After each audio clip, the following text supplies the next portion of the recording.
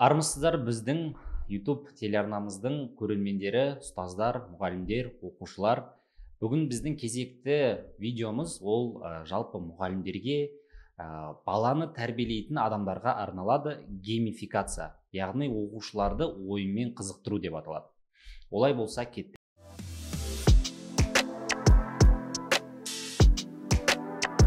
Геймификация бойынша мен сіздерге қазір Бартл типологиясын айтып бергім келіп отыр. Бартл типологиясында 4 түрлі адамдарға бөледі.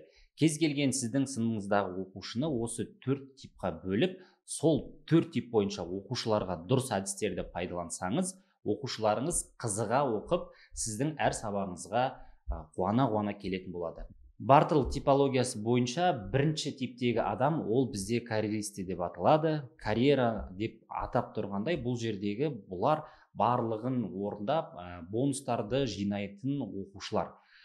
Көбінесе бұл оқушылар сізде мектепте берген тапсырмалардың барлығын орындап, сол тапсырмалардың барлығын орындау арқылы бонустарды жинап, бірінші болып тапсырып, барлық жерде болғанды ұнатады. Бұларға сіз қолданатын тактикаңыз көбірек есептерді шығарсаң, немесе қандай да бір тапсырмаларды орындасаң, саған бонустар беріледі.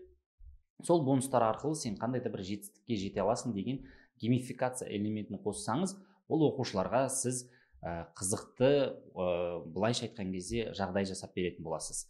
Және де бұл адамдар, мысалы, тағы да мысал келтіре салайын, 5 кофе алсаң, 6-шысы тегін дегенді орындайтын оқушылар, немесе 5 тапсырманы орындасаң, осы 6-шы саған осындай бонус беріледі дейтін сынды тапсырмаларды орындайтын оқушылар осы карьеристер болады. Екінші, біздің Бартл типологиясындағы оқушылар ол киллер деп аталады. Аты айтып тұрғандай, бұл оқушылар бірінші орында болғанды өте жақсы көреді. Барлық жерде бірінші болып, егерде байқау сынағын немесе мысалы бақылау алатын болсаңыз, бірінші нұсқаны тез бітіріп, екінші нұсқаны да тез орындап, кез келген тапсырманы бірінші болып тақтаға шығып, барлығын бірінші болып істегісі келетін оқушыларды айтамыз.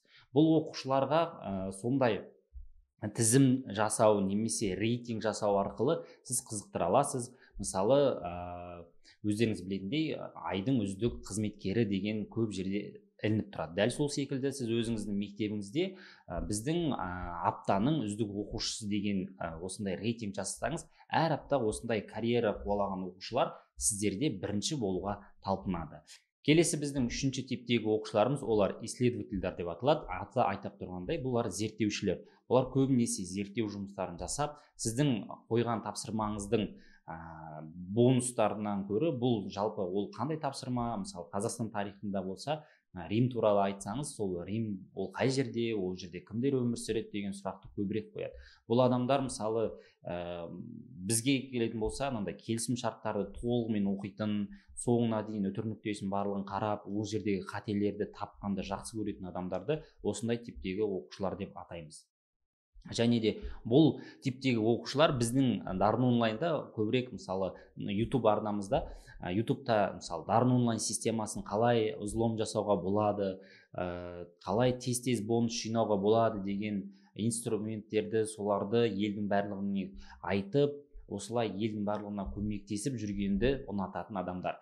Бұл адамдарға көбінесе реферальная ссылка деп аталады. Яғни осындай бір досыңды осы жерге шақырсаң, саған осындай бонус беріледі деген өте жақсы өтеді. Сол себепті сіз осы технологияны өзіңіздің сабағыңызда қолданып көрсеңіз болады. Келесі біздің 4-ші типология, ол ең соңғысы, ол тусовщики деп аталады.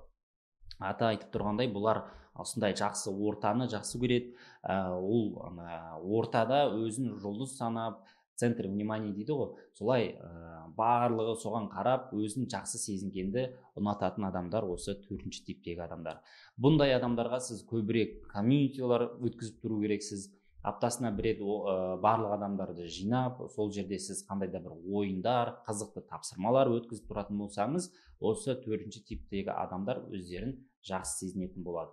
Бұл кісілер көбірек жиындарда көп болады, конференция, тағысында осындай бір жиындар болса, сол жерде өздерін жақсы сезеді, сол жерлерде бұл адамдар көбірек уақыттарын өткізеді. Осындай 4 тип бізде бар. Осындай төрт типті оқушылар бар. Осы төрт типті сіз жақсылап игеріп алып, оқушыларыңға пайдалансаңыз, әрине сізде сабағыңыз бұрынғыдан да қызықты болып түседі. Осы арқылы сіз өзіңіздің оқушылардың сабаққа деген қызығушылығын 30-40%-ға көтере аласыз.